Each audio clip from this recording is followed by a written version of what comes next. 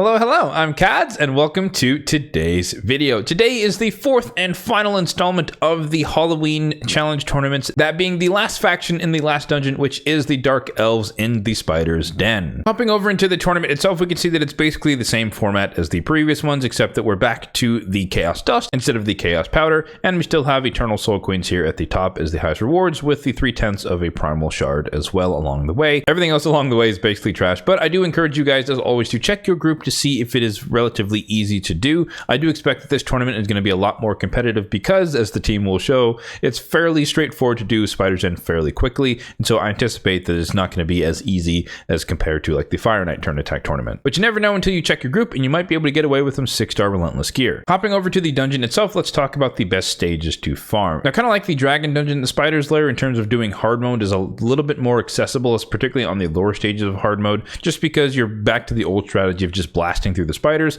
So if you have enough damage, enough debuffing, enough DPS, you can kind of just keep killing the spiderlings as they spawn, and then you'll eventually just kill the boss. You combine it with a little bit of enemy max HP, and you can make for a fairly quick run. But those compositions tend to lean more into the end game, so for majority of people, as always, I do recommend that you focus in on normal mode. And if you are focusing on normal mode, then Stage 25 does typically offer the best gear quality for normal mode. Stage 20 is a good mix of efficiency in terms of the best points per energy. Granted, because this is a turn attack tournament, you're rewarded more so for doing the higher stages faster, as fast as possible. And then there's always going to be stage 16, which is a lot easier to do. You still maintain your chance to get 6-star gear. And normally it's a void stage, but in case of Spider, it's actually Spirit, so keep that in mind if you're dropping down to stage 16. Now for the comp I have to show you today, it's a fairly bare bones team that is meant to go extremely quickly, and we have double Cold Heart with a debuffer, in this case Lydia, a little bit of Hex from Mithrala, and then a mini reset from the Painkeeper. So it's a pretty fast team, somewhere between 30 seconds and a minute, depending on reflex set procs and other cooldown reduction aspects. But yeah, it's a pretty straightforward team, so we'll go ahead and run this so you guys can see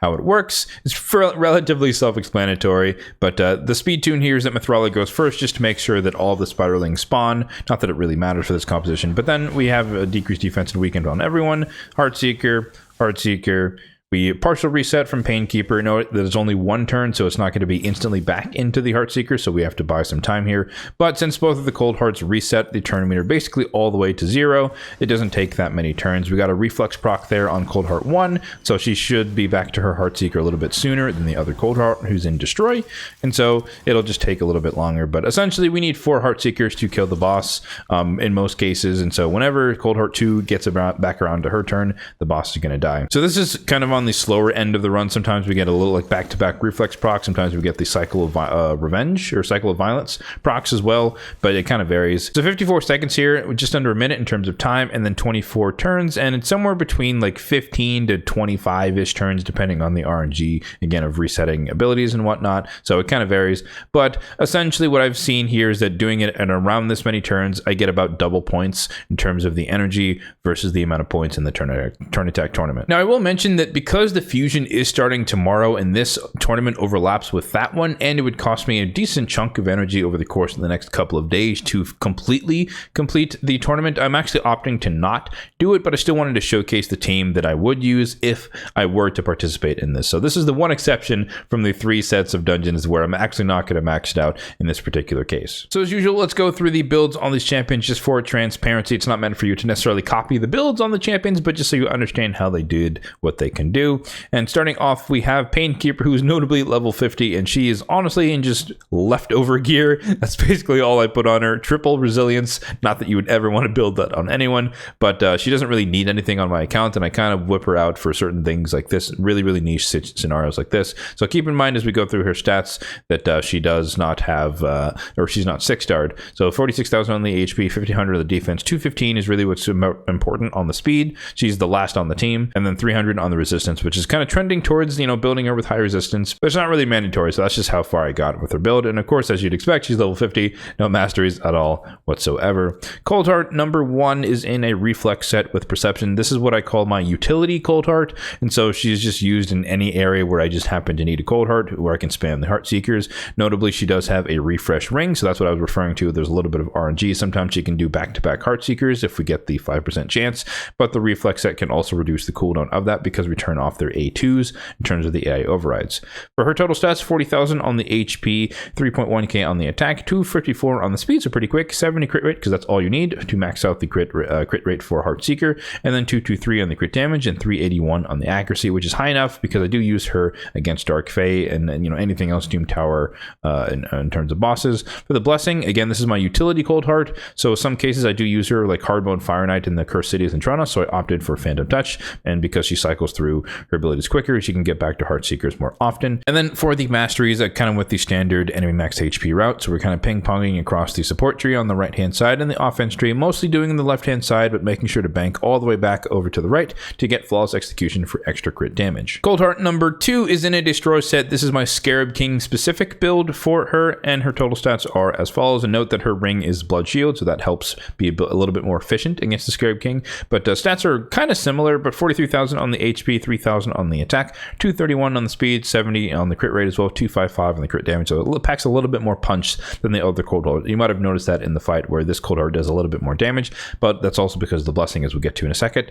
And then 351 on the accuracy, again built for Doom Tower hard level of bosses. And the blessing here is Hero Soul, because typically it doesn't really matter to have Phantom Touch for Scarab King, and if I'm running Cold Hearts in the Cursed City, I usually only run one unless I really need both. And so I opted for Hero Soul because these types of tournaments come around every so often, and you just get a lot of extra damage for each of the minions, the Spiderlings that are alive. And the masteries are identical between the Cold Hearts, but you can see here that I didn't opt to finish this Cold Hearts masteries, but essentially if I were to max it out, they would go to the exact same thing, ending on Flawless Execution for the offense tree. Next up, we have Lydia, the Death Siren, who for me is still in a clan boss speed-tuned build, but I opted to make her stats somewhat compatible with Arena. Granted, it's probably been a few years since she's been super viable in Arena for me, but every once in a while I throw her in against like a Marichka or someone who or Sun Wukong or something like that, who can, so I can deny the revival torments as well. But total stats here as follows: 68,000 on the HP, 3,600 on the defense, 269 on the speed, 435 on the resistance, and 340 on the accuracy. So again, she's kind of low on both of those, but she's enough to be able to land debuffs against Doom Tower hard bosses if I ever want to use her. Like against the Frostbiter is a great example of where I do use her in Doom Tower hard. And she has enough resistance for like Doom Tower level bosses, but also just sometimes in the arena she can resist some things. But most of the time she still gets debuffed just like anyone else. For the blessing, I opted for Intimidating Presence just to strengthen her aura if I happen to use her, or to strengthen the aura of whoever she happens to be on for the team. And then for the masteries, I built her kind of like just an arena champion. We ended on Eagle Eye, picking up a lot of the accuracy stuff along the support tree, and the defense tree, picking up the survivability stuff, a little bit of extra resistance when she puts out her buffs. And then we wanted retribution and deterrence, because counterattacks equal fears on the enemies, which can stop them from getting their turn. And then lastly, we have Mymir Thrala, who is still in Untouchable and Perception, which is my favorite build, one of my favorite builds on my account, but I digress. And note, I guess a recent change to her is that we have triple reaction, the first champion on my entire account who has triple reaction on her, so she cannot be crit at the start of arena fights, but I digress. So total stats here: 73,000 on the HP, almost 5,000 on the defense, 280 on the speed, so pretty quick, 279 on the resistance, and 700 on the accuracy. But if you combine the two, she's roughly around 1,000-ish on the resistance with her passive included in the mix. For the blessing, I opted for Temporal Chains because I do want her to cut in on certain teams just so she can come in and cleanse whatever they may have done. Or if I happen to be faster than the enemy team, then I can just start off with the A2 with the increased attack, increased defense, which is a good setup for any type of nuker outside of HP based. And then for the mastery, it's kind of similar to Lydia, but she is optimized for the arena. So of course we want to come down and get more accuracy, because more accuracy is more resistance, picking up a lot of stuff along the way, a little bit of a rapid response for extra turn meter from the buffs. And then the defense tree, kind of an interesting path, but I wanted the extra resistance because it helps her build. I wanted to get solidarity because it helps her boost her resistance, or the team's resistance.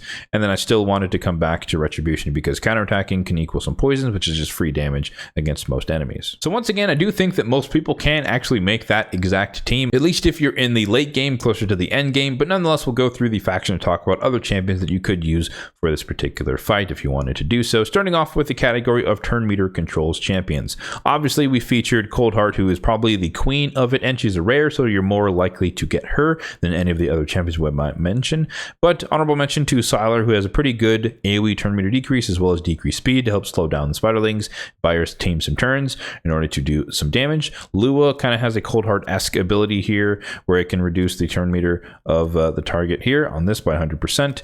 And then also Visix the Unbowed, who you just get for playing for 270 days. She has turn meter control on her A1, which can be useful in a pinch, but it's definitely not the go-to that I would opt for in this particular fight. When it comes to debuffers, of course, we talked about Lydia. There's also Ghostborn, who is the irresistible decreased defense, which can be useful for consistency. Obviously, Lydia's abilities have the 3% chance to get resisted, even if you have enough accuracy for the fight. If you wanted to use the epic version of Lydia, there's Spider, who can place decreased defense and weaken. I think it's the small version of weaken. And then Madame Ceres, of course, typically used in the arena, but nonetheless, she does have decreased defense on an AoE. And then for other supports you can use, generally speaking, most people are just going to run as many Cold Hearts as they possibly can with Lydia. But, you know, if you have Blind Seer, you could use her in case your champions happen to be dying and you want to keep them alive. Mithrala, of course, we featured with the Hex is a good way to splash damage onto the minions and kill them in a different type of way. Dramaria, if you happen to have her, has a AoE stun, which can control the spiderlings if they're getting turns and killing your team. Kaden can revive them if you need it. And then for the rares, we featured Painkeeper, of course, to do the partial reset of one's abilities. So yeah, there you have it. That's the team that I would be using if I were to max out this tournament. I'm still going to run the dungeon while it's live just to try and get some of the rewards on the right, and stay below the energy cap. But eventually I'm going to save all like my daily reset energy for the fusion that starts in the morning. And so I'll worry about that and focus on that over the next couple of weeks. I will be talking about my fusion plan for the fusion, and I do plan to go for her, but I'll be diving a bit more into that topic in tomorrow's video after the fusion goes live. I feel like I kind of know the answer already, but nonetheless, let me know in the comment section down below if you do plan on participating in this last of the Halloween challenge tournaments. And of course, let me know what team you're going to be using if you do so. As always, if you found this video helpful, then be sure to hit that like button down below. It really does help out the channel. And if you enjoy the content on this channel, then feel free to hit the subscribe button for more content just like this one in the future. Thanks for watching and have a good one.